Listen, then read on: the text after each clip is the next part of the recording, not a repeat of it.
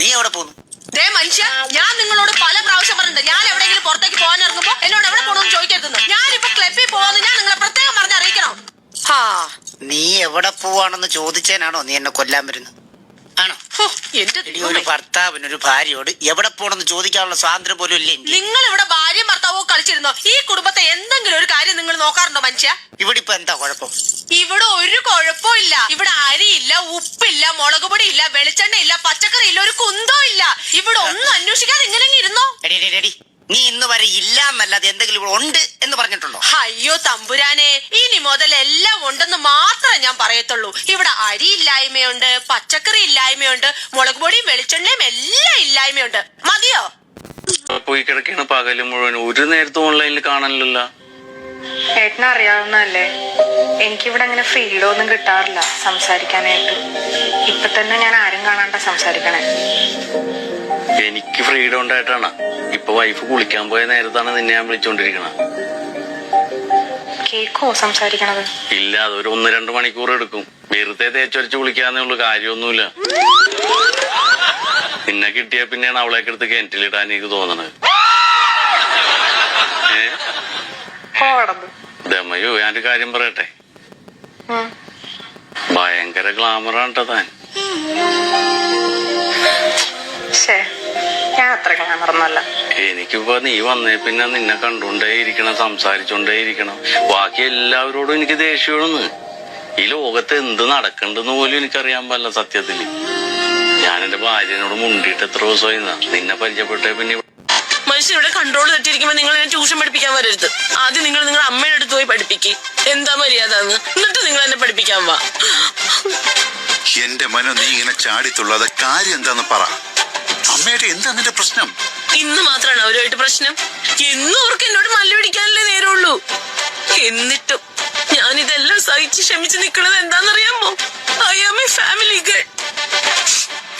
Understand? അങ്ങനെ കുടുംബത്തിൽ പിറന്ന് എന്നെ പോലൊരു പെണ്ണിനെ ഇൻസുലേറ്റ് ചെയ്യുന്നതിന് ഒരു ലിമിറ്റ് ഉണ്ട്. ഇൻസൾട്ട് എന്നാണോ നീ ഉദ്ദേശിച്ചേ? ഞാൻ എന്താണ് ഉദ്ദേശിക്കുന്നത് നിങ്ങൾക്ക് കാര്യം മനസ്സിലായില്ലേ? ഒരു കാര്യം ഞാൻ പറയാം മോഹനേട്ടാ, സഹിക്കാവുന്നതിന്റെ മാക്സിമം ഞാൻ സഹിക്കുന്നുണ്ട്. ഇനി അത് പറ്റൂല. ഒന്നുകിൽ ഷീ അല്ലെങ്കിൽ I. No I and she together. ഇനി ഈ വീട്ടില് ഞാൻ മാത്രമേ ഉണ്ടാവുള്ളൂ, അല്ലെങ്കിൽ അവര്. പാലും ഒന്നും കണ്ടില്ല. മുല്ലപ്പൂ വെച്ചപ്പോ എനിക്ക് തലവേദനിച്ചു, അപ്പൊ ഞാൻ ഊരിയാൻ കളഞ്ഞു. പിന്നെ പാല് കാച്ചി വെച്ചത് പിരിഞ്ഞു പോയി ചേട്ടാ. മുല്ലപ്പൂവിന്റെ മണം എനിക്ക് ഭയങ്കര ഇഷ്ടമാണ്. അയ്യോ, ഞാൻ അറിഞ്ഞില്ല. ഞാൻ വെച്ചിട്ട് വരട്ടെ? ഞാൻ ആ ഒരു പ്രതീക്ഷയില കയറി വന്നത്. വെച്ചിട്ട് വരണം. ഇനിയിപ്പം വേണ്ട, ഏതായാലും ഇങ്ങനെയൊക്കെ ആയല്ലോ. ഒരു കാര്യം ഞാൻ ആദ്യമേ പറയുക, ഇന്ന് ഉറക്കിയല്ല. ഞാൻ ഉറക്കത്തില്ലെന്ന് പറഞ്ഞ ഉറക്കത്തില്ല. അല്ല ഏട്ടാ, ഒരു 12 മണിയൊക്കെ കഴിയുമ്പോ എനിക്ക് ഉറക്കം വരും. അയ്യോ, അങ്ങനെ ഉറങ്ങാൻ പറ്റിയല്ല. വെളുപ്പിന് 4 മണി വരെ നമുക്ക് ഉറക്കം ഒളിച്ചിരുന്ന് എന്റെ 1ാം ക്ലാസ് തൊട്ട് ഇവിടം വരെ ഞാൻ എത്തിയ എന്റെ എല്ലാ ചരിത്രങ്ങളും ഞാൻ പറഞ്ഞു കേൾപ്പിച്ചിട്ടേ ഉറക്കമുള്ളൂ. ഞാനിന്ന് ഉറക്കത്തില്ല. ഞാനിന്ന് ഉറക്കിയെന്ന് പറഞ്ഞ ഉറക്കത്തില്ല, ഉറങ്ങിയെന്ന് പറഞ്ഞ ഉറക്കിയെന്ന് പറഞ്ഞ ഉറക്കിയെന്ന്. പറ, ഞാൻ കേട്ടോളാം. ചേട്ടൻ പറ.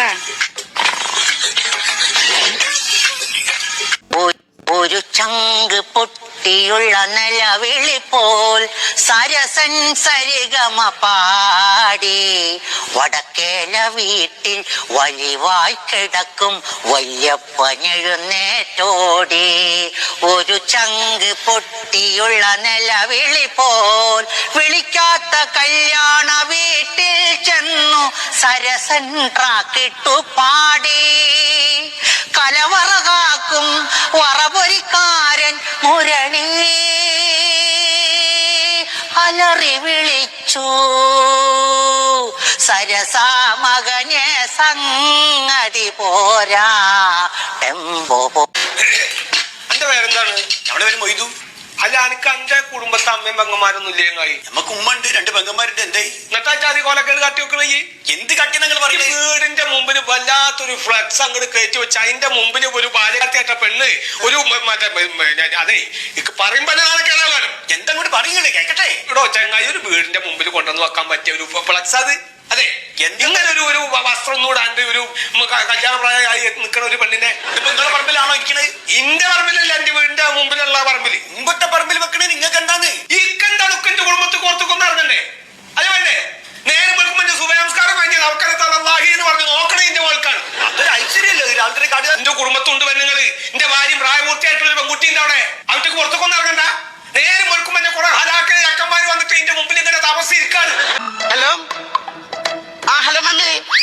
മമ്മി ഞാൻ എത്തി മമ്മി ഇന്ന് സെറ്റ് ചെയ്യും, ഞാൻ ഇന്ന് സെറ്റ് ചെയ്യും. ഇന്ന് ഡിവോഴ്സ് വാങ്ങിയിട്ടേ ഞാൻ തിരിച്ചു വരുള്ളൂ മമ്മി.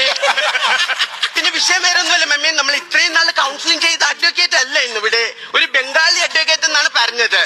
എന്റെ മമ്മി കൊള്ളാം, ബംഗാളികൾക്ക് ഇവിടെ ഒന്ന് കൊത്താപ്പണിയും പെയിന്റിങ്ങും എല്ലാം ചെയ്യാമെങ്കിൽ പിന്നെ വക്കീലാറ്റ് കയറാൻ പറ്റാത്ത കാര്യം എന്ത് മമ്മി?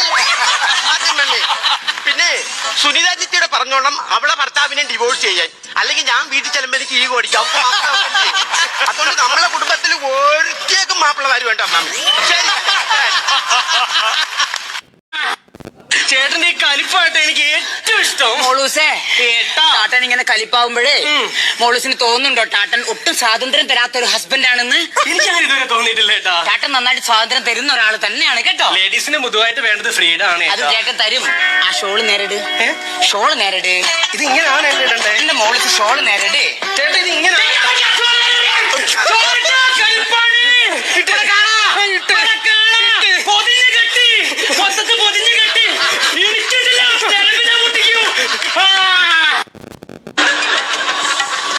ഇത് ഈ മുകളിൽ എഴുതിയാണ് വെറും വയറ്റില് കഴിക്കണമല്ലേ? അപ്പൊ രാവിലെ കഴിച്ചിട്ട് ഒരു 3 മണിക്ക് വരാം. അല്ല ഒന്ന് കാണാലോ, ആശ്വാസം ഉണ്ടെ പറയാല്ല. 5 ദിവസം കഴിഞ്ഞ് വന്നാൽ മതി. എന്നാ ആ ഫോൺ നമ്പർ ഒന്ന് എഴുതി, എന്തെങ്കിലും സംശയം ഉണ്ടെ വിളിക്കാല്ലോ. ഇപ്പൊ ഇതിലുള്ള ഫോൺ നമ്പറിൽ വിളിച്ചാൽ മതി. എഴുതിക്കോ. ഇതിലുള്ളത് വിളിച്ചാൽ മതി. മതി. അതിൽ അച്ഛനാരെങ്കിലും എടുത്താലേ അല്ല വേറെ ആരെങ്കിലും വരുന്നവരെ നമുക്ക് സംസാരിച്ചിരിക്കാം. വേറെ പേടിയൊന്നും ഇല്ല പുറത്ത്. സത്യത്തിൽ എന്താ പ്രശ്നം? എന്നാ ശരി, എന്നാ ഞാൻ വിളിക്കാം. I love you പറഞ്ഞേക്കായിരുന്നു.